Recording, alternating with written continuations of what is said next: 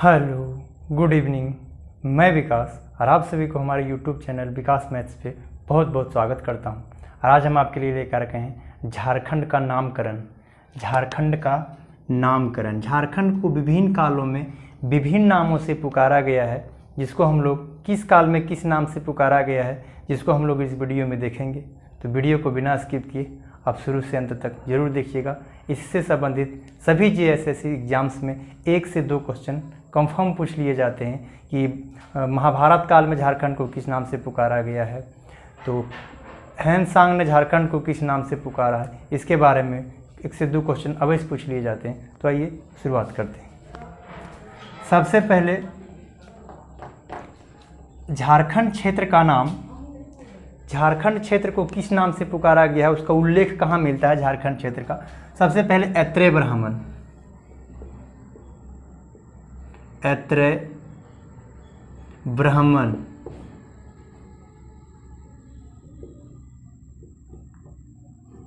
ऐत्रेय ब्राह्मण में ऐत्रेय, सबसे पहले ऐत्रेय ब्राह्मण में झारखंड क्षेत्र को किस नाम से जाना जाता था। तो ऐत्रेय ब्राह्मण में सबसे पहले झारखंड क्षेत्र को बोला गया था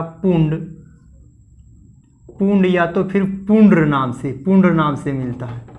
झारखंड क्षेत्र का पहले उस समय शुरुआत में झारखंड नाम नहीं था, लेकिन झारखंड क्षेत्र का उस समय नाम, झारखंड क्षेत्र का उस समय जो नाम मिलता था ऐत्रेय ब्राह्मण में जो मिलता है झारखंड शब्द का उस समय नाम, उस समय पुंड या पुंड्र नाम बोला गया था झारखंड को। ऐत्रेय ब्राह्मण में झारखंड को पुंड या तो पुंड्र नाम से पुकारा गया था। तो हम लोग ऐत्रेय ब्राह्मण में पूछता है कि झारखंड को सबसे पहले झारखंड का उल्लेख कहाँ मिलता है, झारखंड क्षेत्र का उल्लेख तो ऐत्रेय ब्राह्मण में मिलता है। किस नाम से मिलता है, तो पुंड या तो फिर पुंड्र नाम से मिलता है। ये दोनों नाम से मिलता है, पुंड या तो ऑप्शन में पुंड्र रहेगा, ये दोनों नाम से। उसके बाद हम लोग आते हैं झारखंड का, तो आपसे पूछे जाएंगे वायु पुराण में किस नाम से जाना जाता है झारखंड को। वायु पुराण में झारखंड को किस नाम से जाना जाता था। वायु पुराण में जो झारखंड का नाम से जानते हैं वो है, झारखंड क्षेत्र का वायु पुराण में किस नाम से जाना जाता था, वो है मुरंड। किस नाम से, मुरंड के नाम से जाना जाता है। किस नाम से जाना जाता है, मुरंड के नाम से। तो वायु पुराण में जो झारखंड क्षेत्र का जो नाम मिलता है वो मुरंड के नाम से मिलता है। कहाँ पे, वायु पुराण में। वायु पुराण में झारखंड को मुरुंड नाम से पुकारा जाता था। और ऐत्रेय ब्राह्मण में सबसे पहली बार झारखंड क्षेत्र का नाम मिलता है। तो अब ये याद रखिएगा, पुंड या तो पुंड्र नाम से झारखंड क्षेत्र का उल्लेख मिलता है, और वायु पुराण में मुरुंड नाम से पुकारा जाता था।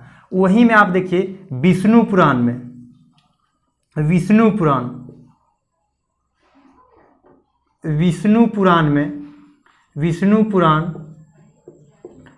पुराण में झारखंड को किस नाम से जाना जाता था, तो मुंड, याद रखिएगा, मुंड के नाम से।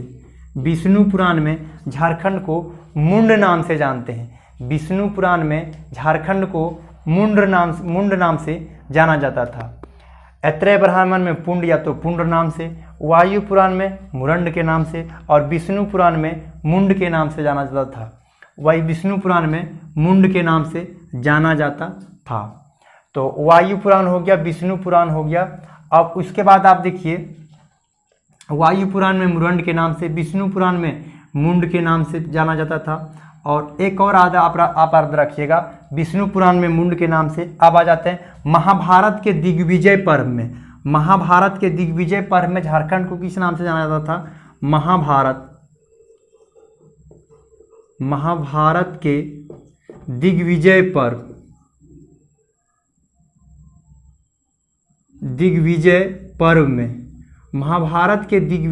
में, महाभारत के दिग्विजय पर्व में जो झारखंड क्षेत्र का उल्लेख मिलता है, महाभारत के दिग्विजय पर्व में वो मिलता है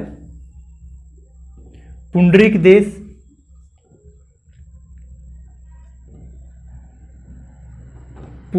देश या तो फिर पशुभूमि।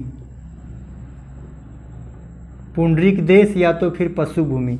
महाभारत के दिग्विजय पर्व में पुंडरीक देश या तो फिर पशुभूमि के नाम से जाना जाता था। तो आप याद रखिएगा, महाभारत के दिग्विजय पर्व में पुंडरीक देश या पशुभूमि या तो फिर इसी एक और नाम से जानते हैं प्रभु भूमि के नाम से भी जाना जाता था। तो पुंडरीक देश, पशु भूमि, या तो फिर इसको एक और नाम से जाना जाता है जो बहुत कम किताबों में मिलता है, वो प्रभु भूमि के नाम से भी जाना जाता था। तो किस में, तो एक बार फिर से बता देते हैं। ऐत्रेय ब्राह्मण में पुंड या तो पुंड नाम से मिलता है, वायु पुराण में मुरंड के नाम से, विष्णु पुराण में मुंड के नाम से, और महाभारत के दिग्विजय पर्व में, महाभारत के किस पर्व में, दिग्विजय पर्व में पुंडरीक देश या तो फिर पशु भूमि के नाम से उल्लेख झारखंड क्षेत्र का मिलता है। किस नाम से मिलता है, तो पुंडरीक देश के नाम से उल्लेख मिलता है। नेक्स्ट हम लोग आते हैं,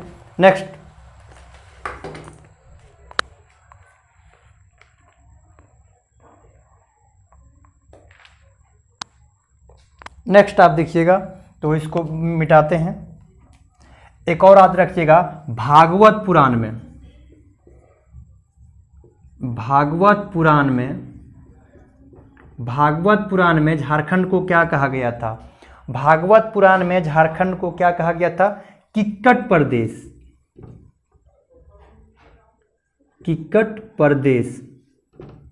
भागवत पुराण में झारखंड का उल्लेख किस नाम से मिलता है, तो किक्कट प्रदेश के नाम से मिलता है।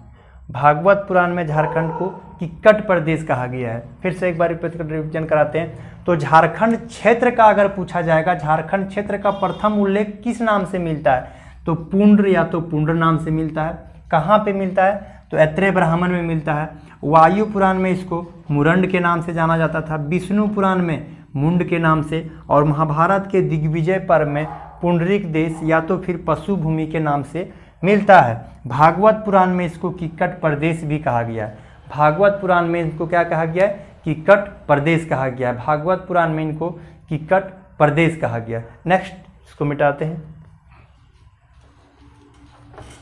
इसको मिटाते हैं। नेक्स्ट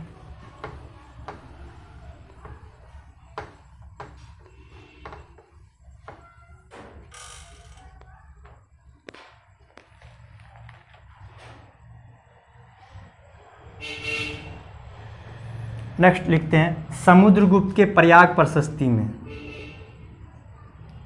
समुद्रगुप्त के प्रयाग प्रशस्ति,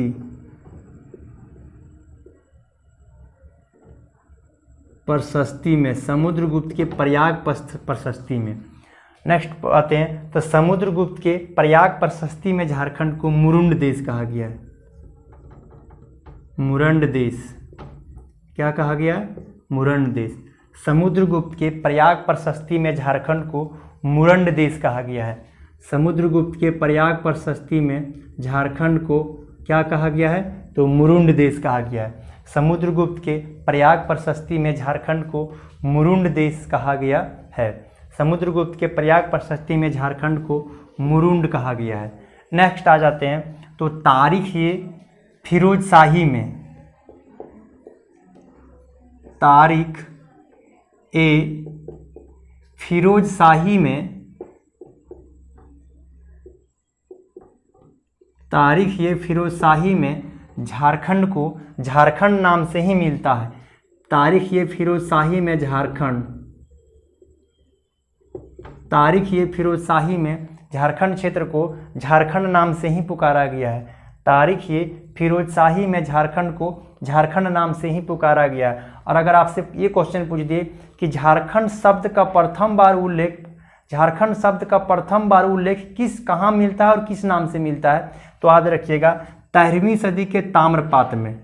आप याद रखिएगा 13वीं सदी के ताम्रपात्र में, 13वीं सदी के ताम्रपात्र में प्रथम बार झारखंड शब्द का प्रयोग किया गया था। प्रथम बार झारखंड शब्द का उल्लेख, प्रथम बार झारखंड शब्द का प्रयोग कहाँ, झारखंड शब्द का प्रथम बार अगर आपसे उल्लेख पूछे, झारखंड शब्द का प्रथम बार उल्लेख, तो 13वीं सदी के ताम्रपात्र में मिलता है। झारखंड शब्द का प्रथम बार उल्लेख कहाँ मिलता है, झारखंड नाम से बोल रहे हैं। झारखंड क्षेत्र का अगर प्रथम बार उल्लेख कहाँ मिलता है, अगर पूछा जाए झारखंड क्षेत्र का, तो पुंड या पुंड नाम से जो मिलता है, जो ऐत्रेय ब्राह्मण में मिलता है। लेकिन झारखंड नाम का प्रथम बार साहित्यिक उल्लेख कहाँ मिलता है, तो 13वीं सदी के ताम्रपात्र में मिलता है। 13वीं सदी के ताम्रपात्र में मिलता है। तो समुद्रगुप्त में मुरुंड देश कहा गया है। तारीख ये फिरोजशाही में झारखंड मिलता है, लेकिन प्रथम बार झारखंड 13वीं सदी के ताम्रपात्र में मिलता है। उसी प्रकार तारीख ये बांग्ला में भी, तारीख ए बांग्ला, तारीख ये बांग्ला में भी, तारीख ये बांग्ला में भी, तारीख ये बांग्ला में भी झारखंड को झारखंड नाम से पुकारा गया था। झारखंड को झारखंड क्षेत्र के नाम से पुकारा गया था। कहाँ पर? तारीख ये बांग्ला में, तारीख ये बांग्ला में। तारीख ये फिरोजशाही में भी झारखंड शब्द का उल्लेख झारखंड ही मिलता है, और तारीख ये बांग्ला में भी झारखंड का नाम झारखंड नाम से ही मिलता है। तारीख ये फिरोजशाही में और तारीख ये बांग्ला में। फिर से एक बार समझा दें, झारखंड शब्द का प्रथम बार पुरातात्विक उल्लेख अगर पूछा जाए कि कहाँ मिलता है, तो 13वीं सदी के ताम्रपात्र में झारखंड नाम से पहली बार मिलता है। और झारखंड क्षेत्र का प्रथम बार अगर उल्लेख पूछा जाए कहाँ मिलता है, तो आप याद रखिएगा ऐत्रेय ब्राह्मण में मिलता है। ऐत्रेय ब्राह्मण में मिलता है झारखंड। वहाँ पर झारखंड के क्षेत्र के लिए क्या नाम दिया गया था? पुंड्र, या तो पुंड्र नाम से पुकारा गया था। नेक्स्ट मिटा देते हैं इसको।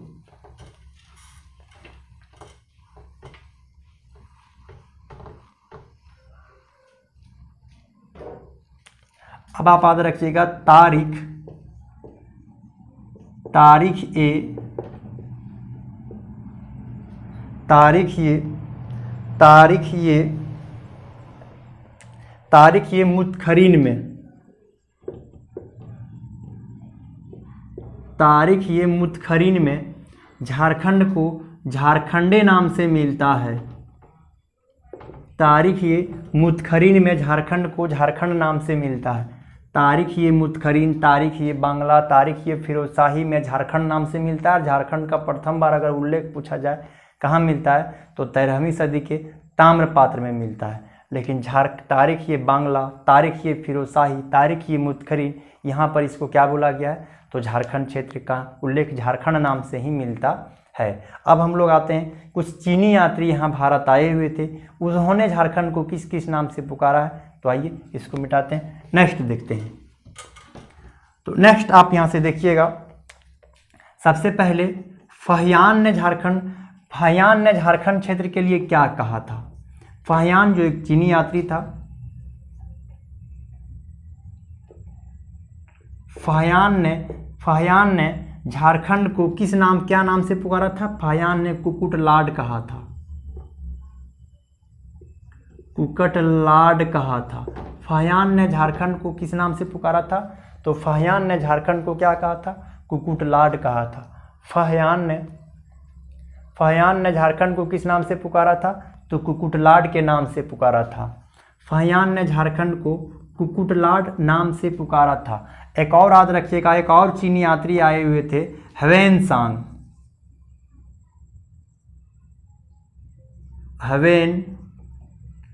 ह्वेनसांग ने झारखंड को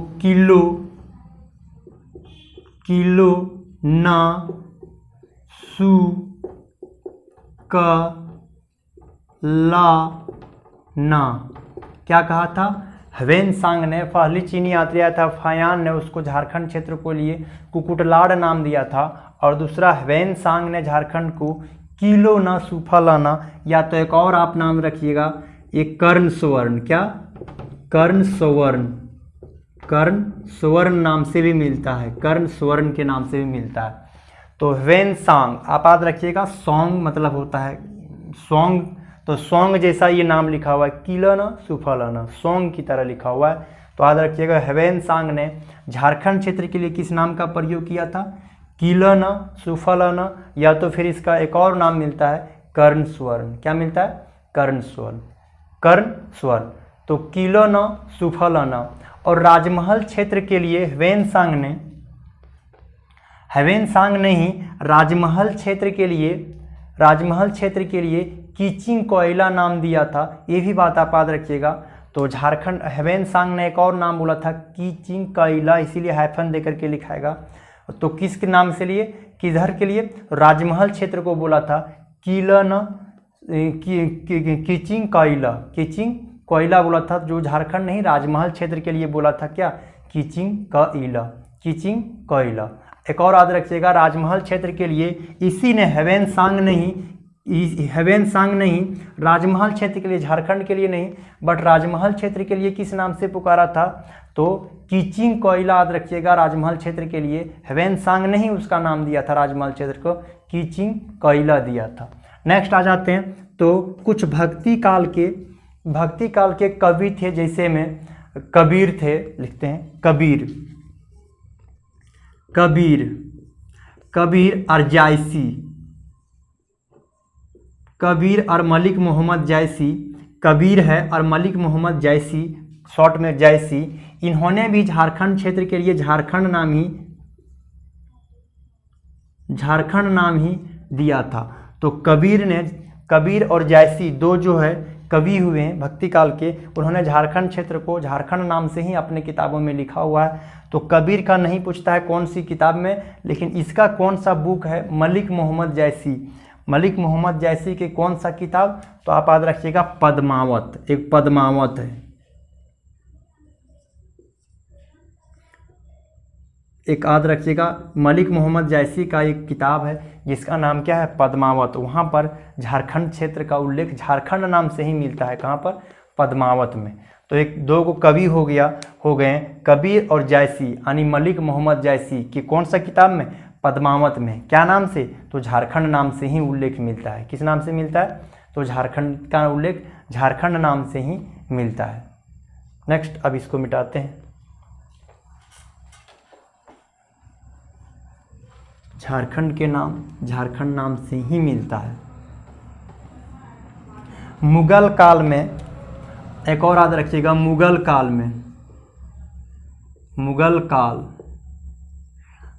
काल में झारखंड को कुकरा या खुखरा कहा गया था। कुकरा या तो खुखरा के नाम से पुकारा जाता था। मुगल काल या इसी को मध्यकालीन काल भी बोल सकता है, तो कुकरा या खुखरा नाम से मिलता है। कुकरा कहा गया था, कहाँ पे बोला गया था, मुगल काल में कुकरा के नाम से मिलता है, खुखरा नहीं, कुकरा के नाम से मिलता है। मुगल काल में झारखंड के लिए कौन सा शब्द का प्रयोग किया था, कुकरा। मुगल काल में झारखंड को कुकरा के नाम से पुकारा गया था। और एक और याद रखिएगा, अकबरनामा में झारखंड को किस नाम से पुकारा गया था,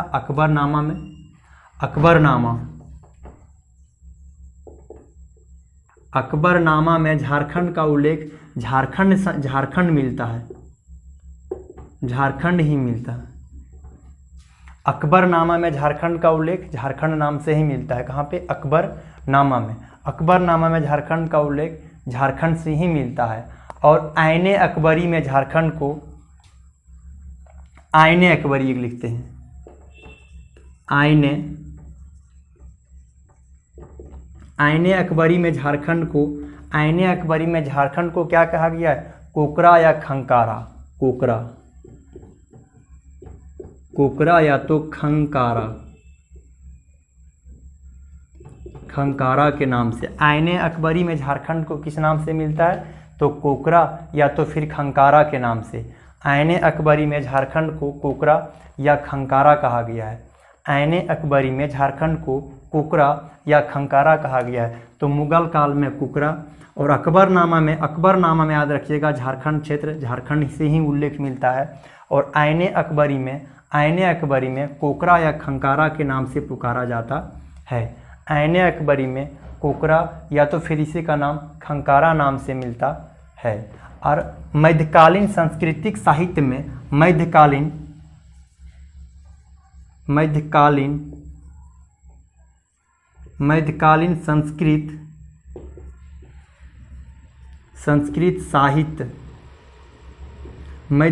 संस्कृत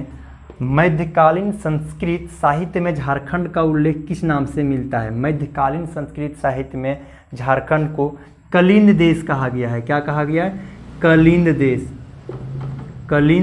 देश कहा गया है, कलिंद देश। तो याद रखिएगा मध्यकालीन में झारखंड क्षेत्र को क्या कहा गया है, कलिंद देश।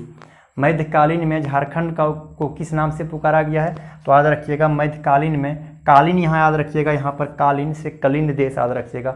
मध्यकालीन में झारखंड को किस नाम से पुकारा गया था, तो कलिंद देश हो जाएगा। किस नाम से? तो कलिंद देश के नाम से पुकारा गया था। पर फिर देखिए मुगल काल में झारखंड को किस नाम से? कुकरा के नाम से मिलता है। और अकबरनामा में सही नाम झारखंड ही मिलता है। और आईने अकबरी में कोकरा या खंकारा के नाम से मिलता है। और मध्यकालीन साहित्य, संस्कृत साहित्य में झारखंड को किस नाम से मिलता है? तो कलिंद देश के नाम से मिलता है। और रांची का पहले पुराना नाम आप रखिएगा तो हो जाएगा, रांची का पुराना नाम विल्किसनगंज या तो फिर किशुनपुर, और बाद में इस क्षेत्र का नाम क्या हुआ? रांची हुआ।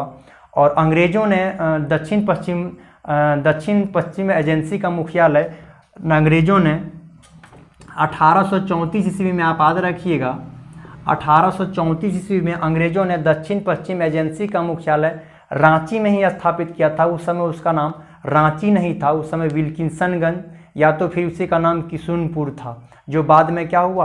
रांची हुआ। बाद में क्या हुआ? रांची हुआ। तो याद रखिएगा 1834 ईस्वी में अंग्रेज़ों ने दक्षिण पश्चिम एजेंसी का मुख्यालय विल्किसनगंज